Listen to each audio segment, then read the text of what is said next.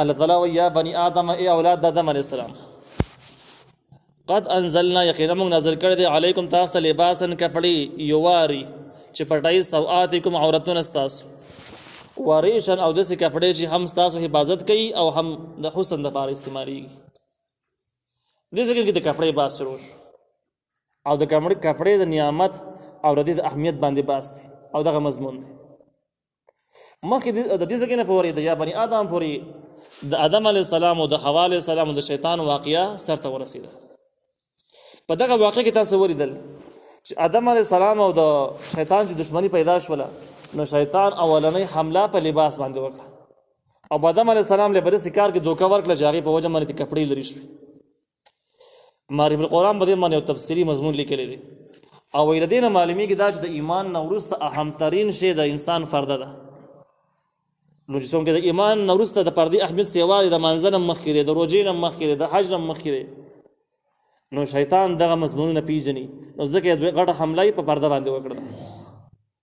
بیا وایي چې شیطان د قیامته پورې څومره د اسلام خلاف منصبي دي نو ټولو نه غټې حملې په شرعي پرده باندې دي، په پرده باندې غټې حملې دي.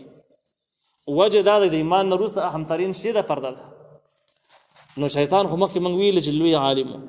فرشتو سره اسمانون ته ختلی او یا زره کاله عبادت کړی دی، هغه په دې مسایلو باندې د مخکې نه ښه پوهېږي چې د ایمان نه وروسته اهم شی څه شی دی او دا د چې کله انسان بې پردې شي بې حیا شي نو بیا انجام څه په دې مسایلو باندې شیطان ډېر تفصیلي پوهېږي. نو په دې وجه باندې اهمترینه حمله یې په هغه ټیم کې پرده باندې کړې ده او د قیامته پورې د شیطاني منصوبو کې به غټه منصوبه دا چې خلک بې پردې شي، بې حیا شي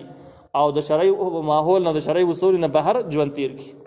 د دې لپاره به د شیطان مستقل نیټورک کې تحریکونه به یې کار به کوي.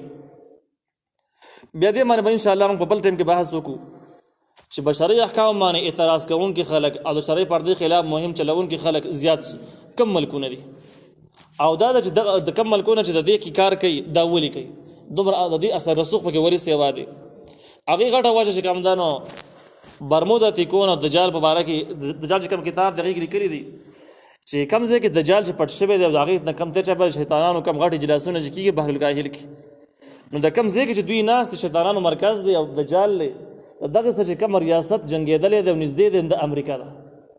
نو په دې وجه باندې شیطاني اثرات په امریکا کې ډېر زیات دي په نسبت د نور ملکونو باندې او د اسلام په مقابل کې سازشونه او مشورې او پروګرامونه د امریکې ډېر قوي دي په نسبت د نور ملکونو باندې. اگر چې په ټوله دنیا کې د شیطان مهم روان دي د پردې خلاف د نور احکامو خلاف، خو امریکا چې پکې څومره مخکې ده د ملکونه مخکې نه دي ځکه چې د بحر الکاهل دغه سره برایزن سره دغه مرکز سره امریکایي ریاست پیوست جنګېدلی دی او ځکه امریکایان خواري کوي کوشش کوي چې دغه سره دجال او دغه شیطاني مرکزونو سره برای راست رابطې ونیسي. اوس پورې په دغه مهم کې د هغې نه 3 جهازونه هم ډوب شوي دي، غرق شوي دي.